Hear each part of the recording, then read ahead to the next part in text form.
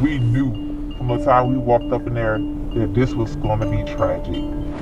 Hurricane Ida tore a path straight for Tangipahoa Parish, straight for the Independence Warehouse complex that was supposed to be a safe haven for 843 Southeast Louisiana nursing home residents. All this was weighing on my heart, that these patients suffered. They suffered. This worker, telling their story for the first time, asked not to be identified. Patients had been in wheelchairs for 2 days straight. This 34-minute video begins at 1:25 a.m. August 30th, just after Ida rolled through. The power is out, and so are the generators. You can see residents in wheelchairs. Some are sleeping in chairs, others on the floor. A look around reveals tube-fed patients on beds and bariatric patients on wooden cots fitted with mattresses. Some psych patients yell periodically. Other residents call for nurses, asking for water, asking for help. We blurred the faces of patients and staff to protect their privacy. In this lengthy look inside the warehouse that has never been seen before. The worker says some residents stayed in wheelchairs for days. Lisa Renard, who you met last night, is one of them. The way I knew I was in trouble, because I smelled decaying flesh. My leg had an odor that was smelling bad. You need to be prepared for damaging wind, power outages, heavy rain, tornadoes. Hundreds of nursing home residents were packed in just before Ida hit. I'm still scared. I'm still shaking. There's too many people in one spot. Reeking of urine and feces. She says she's in hell. A brittle diabetic who hadn't eaten. It's way good. I just want to know she's okay.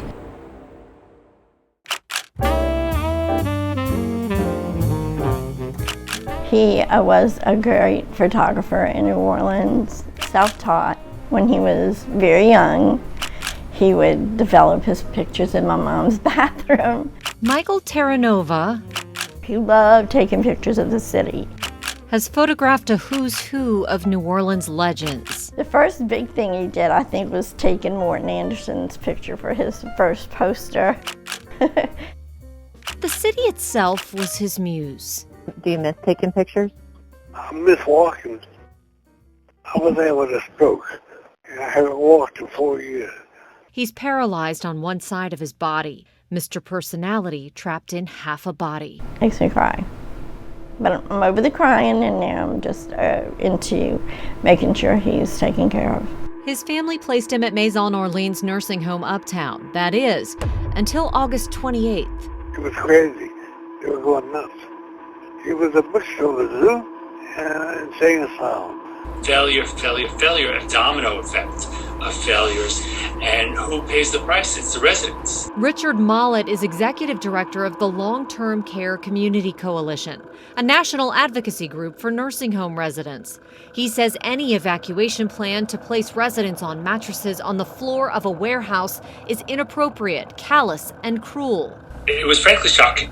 To me, even after all these years, to read those reports and see what was going on online because of the foundational risk that residents were being put into. Records show the state was aware of the plan to use the warehouse as an evacuation site. 2 days before the storm touched the coastline, health inspectors documented residents were on their way to the facility by the hundreds. August 27th. At 2 p.m., an unidentified state health inspector goes into the warehouse complex. Their survey report paints the picture of a well-stocked facility with enough supplies to care for 700 nursing home residents for 7 days. 843 would ultimately end up there. I don't know where else they could have put us, but it had to be better than that on the floor of a warehouse. 911, what's your emergency? August 28th. The day before Ida hits begins with a call to 911 from a resident at the warehouse saying she thinks she's been kidnapped. 3:30 p.m., the director of operations at the warehouse tells the health inspector she expects to admit 843 residents. Ambulance after ambulance arrives. Oh my God, and we had to keep pushing the patients over tighter and tighter to fit everybody in. 4:28 p.m., inspectors interview 3 residents. They all say, so far so good, and that their needs were being met. But that wouldn't last. August 29th, as Ida approached Tangipahoa Parish, conditions inside deteriorated quickly. The electricity kept going off. Generators struggled to keep up with air conditioning, and text messages later reveal it wasn't adequately powering chillers for residents' oxygen tanks. The staff struggled to keep up too. Residents we interviewed say the nurses and aides who were there were incredible, but there weren't enough of them. It was real bad. Real bad. Just couldn't take it. It's too many people in one spot. This worker asked not to be identified and admits they were outnumbered. At 11:57, as the storm raged, a stroke patient calls 911 saying, quote, he's laying on the floor and he's being treated poorly. As night fell, everybody was screaming. Everybody wanted to go to the bathroom. Did a lot of people not make it to the bathroom? Yeah, I watched them taking their clothes off and wiping themselves on their mattress. It was horrible. Then came the water. It came down the wall. We got about 5 inches. And people were screaming and praying. The floor filled with water in this building, and many residents were unable to get off their mattresses. I kept thinking all night, I wonder what it feels like. Drown? To drown. 6:23 a.m., another unidentified health official got a text message saying, quote, the Bob Dean facility in Tangipahoa had taken on 8 inches of water. 911 calls were coming in, over 50 in all. And at 2:37 p.m., the first call indicating a resident was struggling to survive. I kind of figured it was going to happen for the conditions that we were in. I expected it. 3:31 p.m., LDH officials first text Bob Dean, the owner of the warehouse and the 7 nursing homes, saying there are problems. 4 hours later, Dean responds, hello, who the is this? The start of a profanity-laden tirade. 4:30 p.m., records show a state health surveyor is greeted by an aide when they arrive, who, quote, tells them to go in because this was not right. The smell of urine and feces was unbearable. Resident Julie Scuderi says she wore a mask not for fear of COVID, but to dampen the stench. Did you feel like you were a prisoner? Yes. Inspection reports indicate most did not wear them. COVID protocols were lacking and not everyone was vaccinated. We didn't have privacy to take care of them. There's too many people, no privacy. You changing everybody right by everybody. And with the COVID, it just wasn't enough space. It was just awful. 11:15 a.m., another surveyor inspects the facility and finds the bad conditions even worse. They noted mattresses inches apart. A woman was crying out for help, but no nurses could hear her. 1:26 p.m., surveyor calls the conditions unacceptable, noting 4 people had died, 3 of them hospice patients. 4:45 p.m., surveyor calls Bob Dean by phone, says he repeatedly asks who sent you, and tells health officials to, quote, get off my property now. He would later exchange more incoherent messages with health officials. Yes, this is Bob Dean. Leaving this threatening voicemail as they prepared to evacuate the residents. If you come foot on my property, you will be arrested for trespassing. But the state did go in September 1st. The 800-plus nursing home residents that evacuated here to this warehouse have now all been relocated. Conditions went from bad to worse. Some of the patients are being taken here, as you said, to the LSU field house. I don't know if anybody else was told anything, but we weren't. We still haven't been told anything. My brother was there. Terra Nova's family was in the dark too. I had the number of his social worker at Maison Orleans, and I texted her and I said, I want to know where my brother is. I want to either go up there, I want to see him, or I want to take him. And she said, no.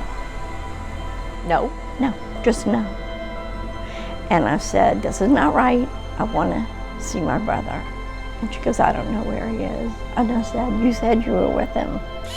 Eventually, the state brought everything into focus. He was at the shelter in Alexandria on a cot, off the floor, and within hours headed to another nursing home. New Orleans boy, I want to stay in New Orleans. They now have to figure out how to bring him home to a life in New Orleans that will look much different than the pictures in his mind.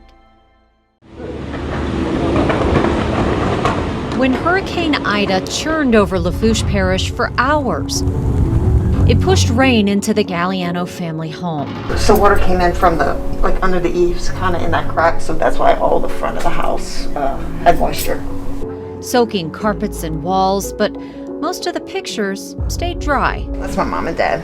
Including this family treasure, Joyce and Ernie's wedding album. My dad was, in one word, a prankster.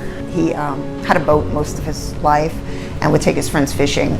He always made the sandwiches, and he would leave the cheese wrapper on. So then, Ernie worked in the oil business and retired at the young age of 51, coddling a love of classic cars. After Joyce passed away, the 74-year-old lived here alone until he fell on Memorial Day. On that Monday morning, he fell in his bathroom. He hurt his back, requiring surgery and then rehab at South Lafourche Nursing and Rehab in Cutoff. When they checked him in, the family signed this evacuation paperwork. I already had the address of where they were supposed to go because the hurricane season was coming as we're filling out this paperwork. It listed 59355 River West Drive in Plaquemine as the Lafourche Nursing and Rehab evacuation site. We were told that it would be similar to the nursing home, and you could have a bed and a bathroom, and they evacuated with like 7 days of medicine and clothing. That's not what Galliano got. When I tell you that the state knew that he planned to use this as an evacuation site year after year, how do you feel about that? Disappointed in the system. I feel angry, somewhat helpless. The nursing home got paid for the days that those residents weren't in a safe place, weren't in a warm bed, but were in an air mattress in a warehouse. How is that fair and how is that appropriate? Records indicate the first time the Louisiana Department of Health went into the warehouse was August 27th. They never inspected it as an evacuation shelter before that, and neither did the state fire marshal or the parishes, even though Dean's nursing homes spelled out in their evacuation plans that they planned to use it for at least the last 3 years. It's sad. My father didn't have his hearing aids. He didn't have false teeth. He didn't have his glasses. His phone, I'm assuming, didn't stay with him somewhere on his route. He was confused and disoriented. The next words out of his mouth was that I don't want to go back to any of those places. She made him this book to help his memory. I left this in his room. It explains to him where he is. Just like the wedding album helps to tell his life story. It concerns me that he didn't get the proper medical attention while they were evacuated. Was his food shredded? He had trouble swallowing and a history of aspirating, food going down the wrong pipe, causing an infection in his lungs. But she left that visit hopeful he would soon be strong enough to come home. I mean, we went from, we need to save these items and wash the curtains and, you know, make sure mold is not growing anywhere because he's coming home, to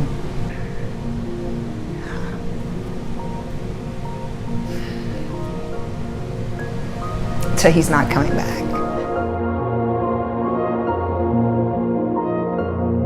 Aspiration pneumonia ended Ernie Galliano's life less than 2 weeks after he left the warehouse. My hope is that the guilty parties are held accountable. More than that, that it never happens again. No one should be treated that way.